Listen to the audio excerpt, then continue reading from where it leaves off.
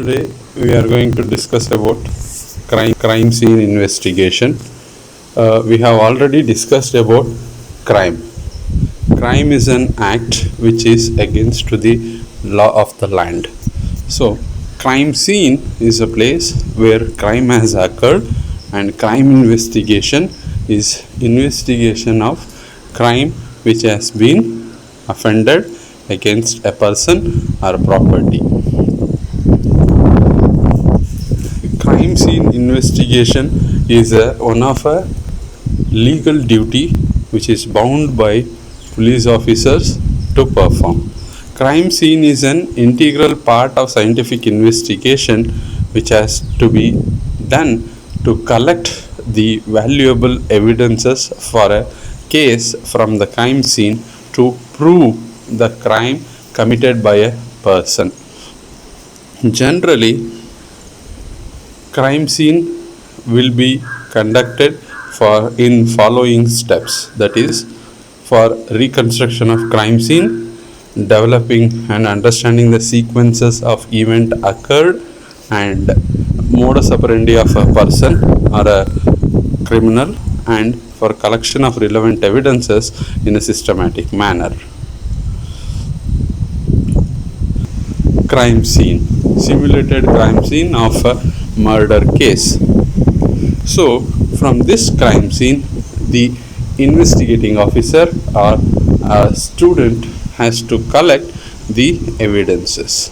Evidences are generally two types. One is physical evidences which are visible to the naked eyes. Another one is trace evidences which are not visible, or invisible evidences which has to be traced by the investigating officer. First, we will look into the visible evidences. So, generally, when there is a case of murder, the collection of evidences or marking of evidences start from the dead body. Generally, we use spiral method in a clockwise or anti-clockwise to mark the evidences. So, we start with dead body. Dead body has been marked as number 1. Blood pool has been marked as number 2. Blood smeared footprints has marked as number 3. A firearm which has been found on a table has been marked as number 4. And a gloves which is near a door has been marked as number 5. These are the trace physical evidences which are visible to the naked eye. But what about the trace evidences which are not found or which cannot be seen through naked eyes? So we will find the trace evidences too. So the first trace evidence is marked as number 6, which is found near a wall, which is a hair sample. So 7th trace evidence or a second trace evidence, which is a fingerprint on a door. So totally the investigator has got 5 physical evidences and 2 trace evidences. So utilizing this, the investigating officer can lead the investigation and go further in finding a culprit of a crime. After collection of evidence, the student has to draw a sketch of the crime scene. Generally, this crime scene sketch is for the best understanding of a crime scene, which will be generally utilized by the investigating officer for remembrance of the crime scene and give evidences during the courtroom trial. So these are all the several types of materials or baggages which has been utilized for packaging of evidences which are found from a crime scene. So first we will see to the trace sample hair which has been packed in a zip pouch. Number 2, the fingerprints which are lifted using a sellotape. 3, blood smeared footprints.